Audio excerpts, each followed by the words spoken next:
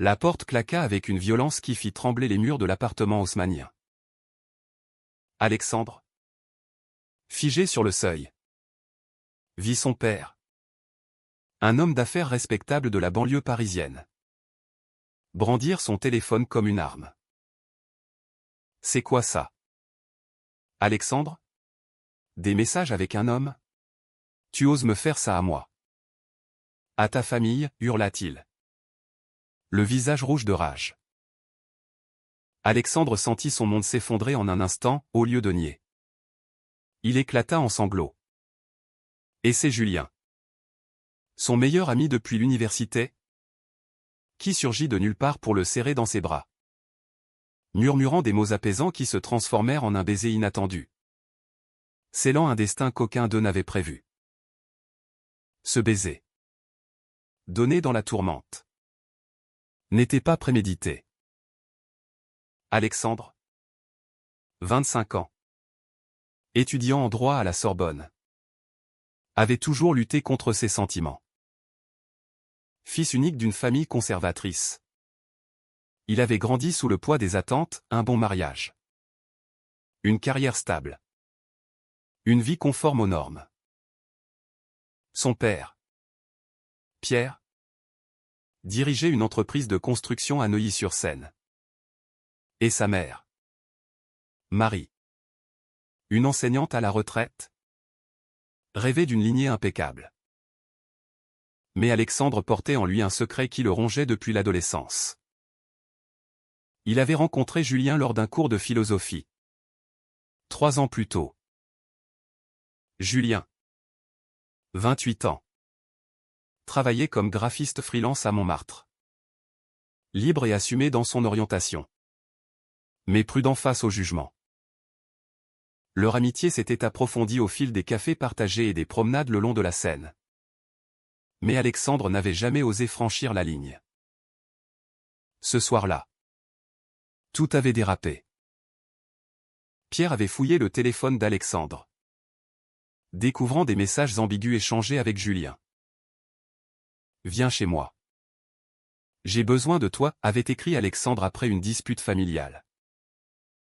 Julien était arrivé en urgence, ignorant la tempête qui couvait. Le baiser, impulsif, avait surgi au milieu des cris. Pierre, choqué, avait chassé Julien d'un geste furieux, ordonnant à Alexandre de faire ses valises. « Tu n'es plus mon fils si tu choisis ça », avait-il assoné, refermant la porte sur une vie brisée. Alexandre erra dans les rues de Paris cette nuit-là, son sac à dos rempli à la hâte. La pluie fine tombait sur les pavés, reflétant les lumières des réverbères. Il se réfugia chez Julien, dans son petit appartement sous les toits. « Qu'est-ce qui t'a pris » murmura Alexandre, assis sur le canapé lit, les yeux rougis. Julien, adossé au mur, répondit simplement, « Je ne pouvais pas te voir souffrir comme ça. Et je t'aime depuis longtemps. » Ces mots ouvrirent une brèche dans le cœur d'Alexandre. Pour la première fois, il admit ses sentiments. Mais la peur l'envahissait. Que ferait-il sans sa famille? Comment affronterait-il le regard des autres? Les jours suivants furent un tourbillon d'émotions. Alexandre, privé de soutien financier, dut chercher un emploi à temps partiel dans un café du Marais. Julien l'aidait comme il pouvait. Mais les tensions montaient.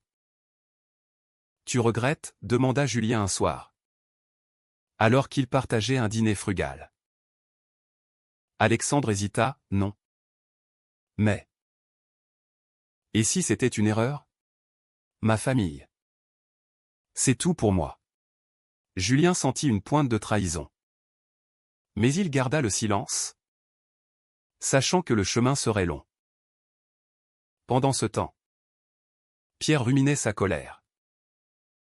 Il appela Marie, qui pleura au téléphone, « Notre fils. » Pierre, comment a-t-on pu rater ça? Pierre, Influencé par ses amis conservateurs, voyait dans l'homosexualité une faiblesse, une déviance. Il décida d'intervenir, contactant d'anciens amis d'Alexandre pour le remettre sur le droit chemin. Un soir, Alexandre reçut un appel d'un ex-camarade de classe, qui l'invita à une soirée où pour discuter. Méfiant, il refusa. Mais l'angoisse grandit. Julien, de son côté, affrontait ses propres démons. Issu d'une famille modeste de province, il avait fui Lyon à 18 ans pour vivre librement à Paris. Mais voir Alexandre souffrir ravivait ses souvenirs de rejet. « Je ne veux pas te forcer, dit-il un jour. Mais si tu retournes en arrière, ça me brisera. » Alexandre, déchiré, promit de tenir bon. Pourtant, une nuit, seul dans l'appartement pendant que Julien travaillait tard, il composa le numéro de sa mère. « Maman ? Je suis désolé, murmura-t-il. Mais elle raccrocha sans un mot. La pression sociale s'intensifia. Au café où travaillait Alexandre, des clients murmuraient en le voyant avec Julien, qui venait parfois le chercher. « C'est ton copain ?» demanda un collègue. Mi-curieux, mi-méprisant. Alexandre rougit, niant faiblement, ce qui blessa Julien profondément. « Tu as honte de moi ?» lança-t-il lors d'une dispute explosive. Alexandre, en larmes, avoua : « J'ai peur. » Julien, peur de tout perdre. Ils se réconcilièrent dans les bras l'un de l'autre. Mais une fêlure s'était installée. Pierre, déterminé, organisa une rencontre surprise. Il se présenta un matin à l'appartement de Julien, exigeant de voir son fils. Alexandre, rentre à la maison. On peut arranger ça avec un thérapeute, proposa-t-il, ignorant Julien comme s'il n'existait pas. Alexandre, tremblant, refusa : « Papa. C'est qui je suis. » Pierre partit furieux, jurant de couper tout contact. Ce rejet marqua Alexandre au fer rouge, le poussant à questionner ses choix. Était-ce vraiment de l'amour? Ou une rébellion passagère? Julien tenta de le soutenir. Mais ses propres insécurités émergèrent. Un client important, homophobe notoire, menaça de rompre leur contrat si Julien affichait sa vie privée. « Je dois être discret » expliqua Julien à Alexandre, qui se sentit trahi. « Discret ? Comme si j'étais un secret honteux » rétorqua-t-il. La dispute escalada. Et Alexandre claqua la porte. Errant à nouveau dans Paris, il se réfugia sur un banc du jardin des Tuileries, repensant à sa vie d'avant. Avait-il fait le bon choix? Alexandre rentra tard cette nuit-là, trouvant Julien assis à la table de la cuisine, un verre de vin à la main. « Où étais-tu » demanda Julien. « La voilas. » Alexandre s'effondra : « Je ne sais plus quoi faire. Tout ça me dépasse. » Ils parlèrent jusqu'à l'aube, exposant leur peur. Julien avoua son passé, une relation brisée à Lyon, où son ex-partenaire avait cédé à la pression familiale, le laissant seul. « Je ne veux pas revivre ça » confia-t-il. Alexandre, touché, promit de se battre. Mais au fond de lui, le doute persistait. Les semaines passèrent, et la vie à deux devint une routine fragile. Alexandre excellait dans son job au café, gagnant en indépendance. Julien remporta un contrat majeur, boostant sa carrière. Mais les ombres familiales planaient. Marie, La mère d'Alexandre envoya un message discret, « Je t'aime toujours. Mais ton père est intransigeant. » Alexandre répondit, espérant un pont. Mais Pierre intercepta la conversation, accusant Marie de trahison. Leur mariage, déjà tendu, vacilla. Un jour, Alexandre fut confronté à une épreuve inattendue. Un ami d'enfance, Thomas, de retour de province, le contacta. Thomas, hétéro et marié, avait entendu les rumeurs. Ils se retrouvèrent dans un bistrot du quartier latin. « Alex ? C'est vrai ? » Pour Julien, demanda Thomas, sans jugement apparent. Alexandre hocha la tête, attendant le coup. Au lieu de ça, Thomas sourit, « Tant que tu es heureux. » Ce soutien inattendu redonna espoir à Alexandre. Mais il apprit vite que Thomas avait été envoyé par Pierre pour sonder la situation. Blessé par cette manipulation, Alexandre coupa les ponts avec Thomas, se sentant plus isolé que jamais. Julien, sentant la détresse d'Alexandre, proposa une escapade à la campagne, près de Fontainebleau. Ils passèrent un week-end idyllique, marchant en forêt, partageant des rires. Pour la première fois, Alexandre se sentit libre. « Je t'aime » murmura-t-il à Julien sous les étoiles. Mais au retour, la réalité frappa. Un collègue de Julien, jaloux, répandit des ragots sur leur couple, menaçant la réputation de Julien dans le milieu artistique parisien. « On doit être prudent » insista Julien. Alexandre explosa, « Prudent ? Ou caché ?» La dispute révéla des failles, Julien priorisait sa carrière. Alexandre sa quête d'authenticité. Pierre, entre-temps, consulta un avocat pour déshériter Alexandre. Un geste extrême qui choqua Marie. Elle confronta son mari, « C'est notre fils. Pas un ennemi. » Pierre, buté, argua des valeurs traditionnelles, influencé par son cercle d'amis catholiques pratiquants. Marie, déchirée, décida secrètement de rencontrer Alexandre.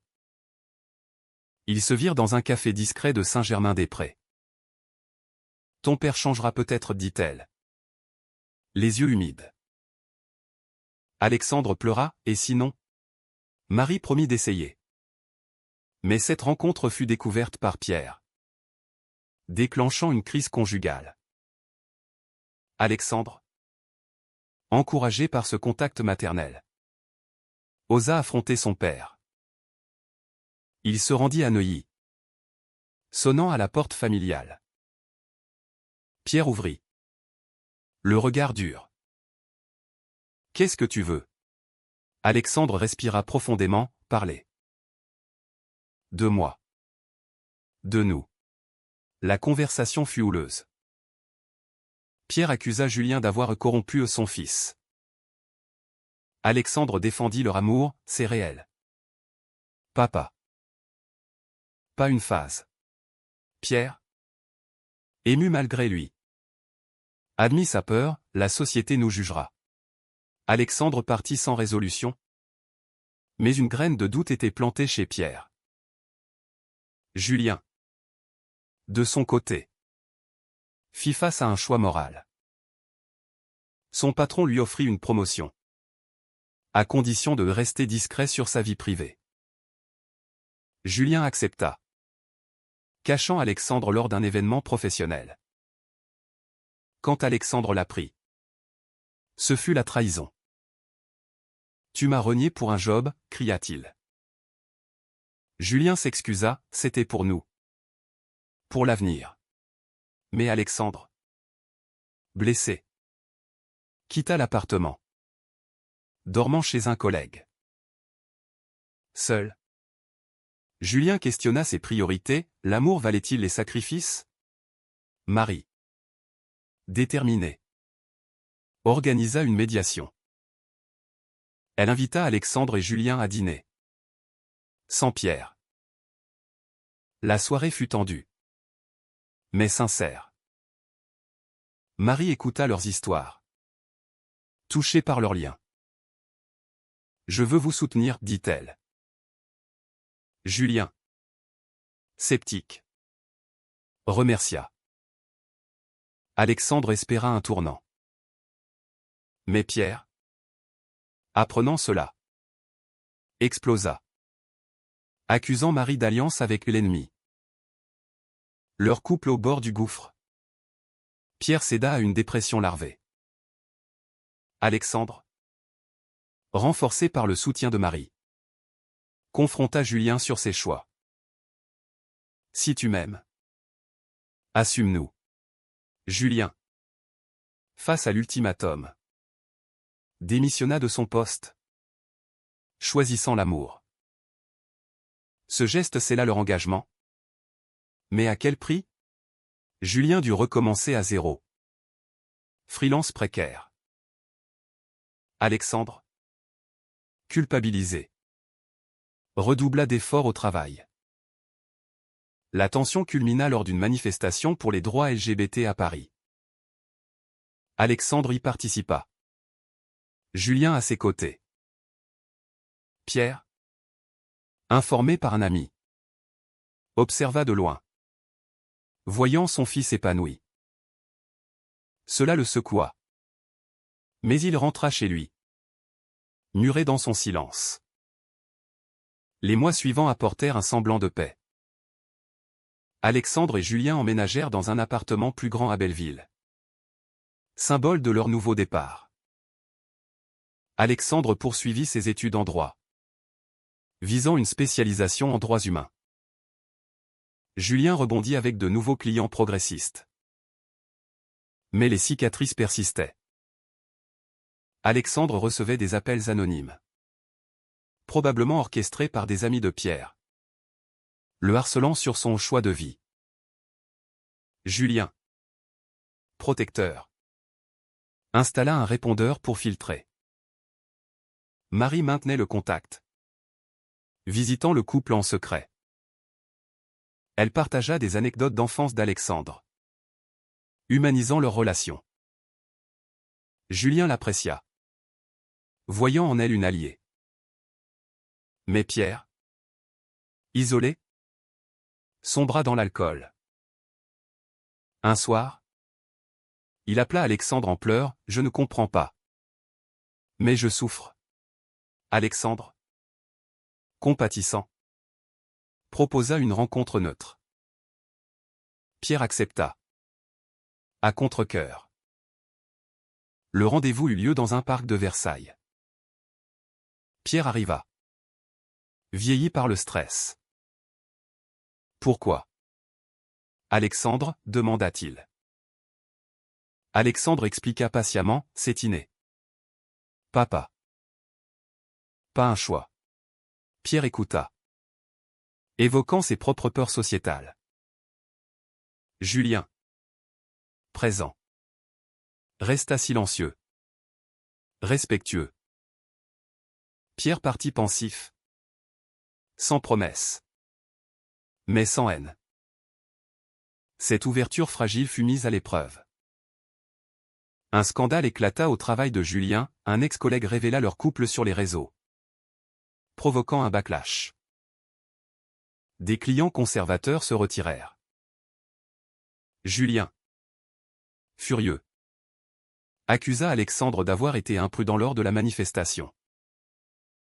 Tout ça pourquoi, lança-t-il. Alexandre, défensif, rétorqua, pour être nous-mêmes. La dispute les sépara temporairement. Julien dormant chez un ami. Alexandre, seul, réfléchit à ses sacrifices. Avait-il perdu sa famille pour un amour incertain? Il contacta un thérapeute, explorant ses conflits internes. Les séances révélèrent une enfance réprimée, où les normes hétérosexuelles l'avaient étouffée. Vous avez le droit d'être vous, assura le thérapeute. Alexandre, éclairé, appela Julien, reviens. On affronte ça ensemble. Ils se réconcilièrent. Plus fort. Mais Pierre, influencé par un prêtre ami, décida d'une intervention finale. Il invita Alexandre à une réunion de famille à Neuilly, avec un psychologue conservateur. Alexandre, méfiant, accepta pour clore le chapitre. Sur place, le psychologue argua que l'homosexualité était incurable. Alexandre explosa, c'est de la pseudo-science. Pierre, choqué par la véhémence, réalisa son erreur. Marie, présente, soutint son fils, assez. Pierre, accepte-le. Pierre, brisé, s'excusa maladroitement. Je t'aime, mais c'est dur. Alexandre, ému, répondit, donne-nous du temps. La famille se sépara sur une note d'espoir prudent. Julien, apprenant cela, craignit une régression. Et si tu retournes vers eux? Alexandre rassura, non. Mais je veux guérir les blessures. Leur relation s'approfondit. Mais un nouveau conflit surgit. Julien reçut une offre d'emploi à Berlin. Prometteuse. C'est une chance, dit-il. Alexandre, ancré à Paris pour ses études, se sentit abandonné. Tu me laisses, accusa-t-il. Julien hésita, viens avec moi. Mais Alexandre refusa, priorisant sa carrière. Le dilemme moral pesait. Julien choisit de rester, sacrifiant l'opportunité. Pour toi, dit-il. Alexandre, reconnaissant, mais culpabilisé, questionna, est-ce juste? Leur amour, testé par les épreuves, semblait solide. Mais les dommages accumulés menaçaient. Pierre, de son côté, entama une thérapie, confrontant ses préjugés. Il lut des livres sur l'homosexualité, discutant avec Marie. Un soir, il appela Alexandre, je veux rencontrer Julien correctement. La rencontre fut awkward, mais sincère. Pierre posa des questions. Julien répondit avec patience. Un lien ténu se forma. Pourtant, la société frappa à nouveau. Lors d'une soirée professionnelle, Alexandre fut confronté à un ancien professeur homophobe. Votre mode de vie est immoral, lança-t-il. Alexandre, défendant son amour, perdit une recommandation cruciale pour un stage. Dévasté, il rentra en pleurs. Julien le consola, mais murmura, peut-être qu'on devrait être plus discret. Alexandre, furieux, accusa, c'est de la lâcheté. La dispute escalada en crise. Julien partit, claquant la porte. Alexandre, seul, appela Marie, tout s'effondre. Elle conseilla, batte-toi pour ce que tu crois. Pierre, écoutant, décida d'intervenir positivement pour la première fois. Julien erra dans les rues de Montmartre, repensant à leur parcours. Du baiser impulsif à cette impasse. Chaque étape avait coûté cher. Il réalisa que son sacrifice pour Alexandre n'était pas vain, mais exigeait une réciprocité. Il rentra au petit matin, trouvant Alexandre éveillé. On arrête les compromis, déclara Julien. Alexandre acquiesça, assumons tout. Pierre, motivé par Marie, organisa un dîner familial. Pour la première fois, Julien fut invité officiellement. L'atmosphère était tendue, Pierre servit le vin avec des mains tremblantes. Marie souriait nerveusement. La conversation dérapa sur les valeurs. L'amour n'a pas de genre, affirma Alexandre. Pierre, hésitant. Admis, j'essaie de comprendre. Julien partagea son histoire, humanisant leur couple.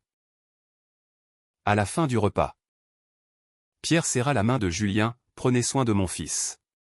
Ce geste marqua un tournant. Mais pas une victoire totale. Les défis persistèrent. Alexandre obtint son diplôme, mais peina à trouver un emploi en raison de rumeurs sur sa vie privée. Julien, freelance instable, accumula les dettes. Ils affrontèrent une crise financière, vendant des biens.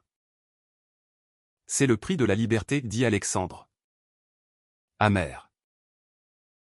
Julien, optimiste, répondit, ensemble.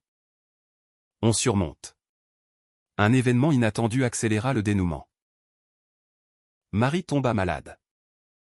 Un cancer diagnostiqué. Pierre, paniqué, appela Alexandre. Le couple accourut à l'hôpital Cochin. Dans la chambre, Marie murmura, réconciliez-vous. Pierre, vulnérable, embrassa son fils, pardon pour tout.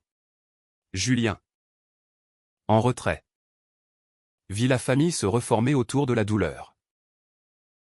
La maladie unit tout le monde.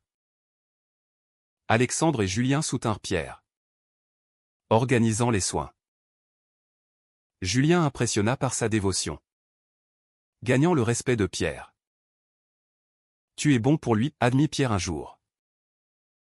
Marie, en rémission après des mois, déclara, l'amour triomphe. Mais le destin frappa cruellement. Lors d'une sortie familiale, un accident de voiture impliqua Pierre, distrait par une dispute téléphonique sur les préjugés. Il survécut, mais handicapé. Alexandre, rongé par la culpabilité où la dispute concernait leur couple, se referma. C'est ma faute, murmura-t-il. Julien le soutint, non. C'est la vie. Pierre, en rééducation, confronta ses démons. J'ai été aveugle, confia-t-il à Alexandre. Accepte-nous. Et guéris. Pierre promit. Transformé par l'épreuve. Le couple, renforcé, planifia l'avenir. Alexandre décrocha un poste dans une ONG pour les droits LGBT. Julien lança son studio. Ils adoptèrent un mode de vie ouvert, participant à des événements communautaires. Pourtant, une dernière trahison surgit. Un ami de Julien, envieux, révéla un secret, Julien avait brièvement flirté avec un collègue lors de leur séparation. Alexandre, dévasté, confronta, pourquoi? Julien avoua, j'étais perdu. Le pardon fut dur. Mais Alexandre choisit l'amour, on a trop sacrifié pour abandonner. La guérison familiale culmina lors d'un anniversaire. Pierre, en fauteuil, leva son verre, à l'amour, quel qu'il soit. Marie pleura de joie. Julien et Alexandre s'embrassèrent, symbolisant leur victoire. Mais au fond, les cicatrices demeuraient. Alexandre se demanda si les choix avaient valu les douleurs. Julien, serein, affirma, oui. Car nous sommes vrais. La vie reprit. Avec ses hauts et bas. Paris, témoin de leur saga, offrait un cadre poétique à leur résilience. Était-ce juste de tout sacrifier pour un amour contesté? Ou la société doit-elle évoluer pour éviter de tels drames?